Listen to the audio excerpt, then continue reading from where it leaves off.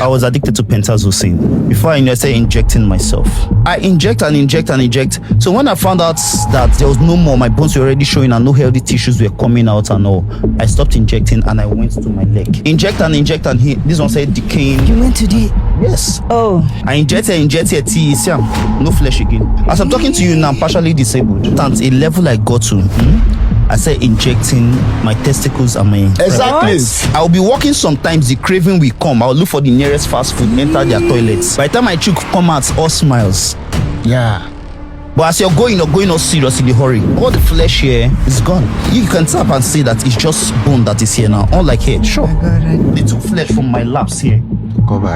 Cover it. And the funny thing is, since I could no longer find vein, I started injecting the wound. The decay became so bad that maggots were not coming out of my body. I go wake up for morning, the first thing I would do now to the dust maggot come off my body. It decayed to the extent that my bones were showing. In short, my bones started decaying so I could see the crack. So if I look around, no healthy flesh to inject, I'll go and inject inside my bone. There are people, as I'm talking to you now, Satan is no longer fighting them. Satan has won them. Why? He will put a software in them that will self-destruct them. For example, there are addictions you have. Once you have them, Satan will stop fighting you. He will allow the addiction to do the rest of the job. The fact that I successfully convinced him to have a taste of it, to do it the first time. If I can convince him, I will stop fighting him. The addiction or the experience he will have will do the rest of the fighting for the rest of his life. Anything you are going to start and you know that one day in your life you will need to stop, don't start it. The biggest challenge of young people is what they call freedom. Sometimes you are telling people don't do this. They will think you are trying to box them up until they finally try it.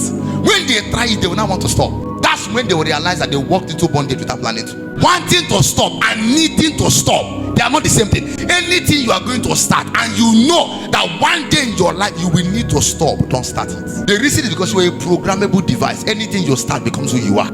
Many times stopping is not always easy. Just in case if you're a young lady, so I'll marry him, I'll change him. I am a pastor and I've been a pastor for years. Change is not easy. Many times change is rigorous. Change is difficult. Sometimes to pay the price of change is too demanding that some people forget about it. You've never done them before. Please keep it that way. There is something called your innocence. The problem of Eve was that they desire to know the good and evil. Don't test it. All that Adam and Eve knew was God, not good. They don't know what is evil. The day they have something to compare what God have told them, it became a problem. Sometimes loyalty to the right instruction also implies deliberate refusal to learn the wrong ones. The best gift you can give to your loved ones is the gift of a transformed you.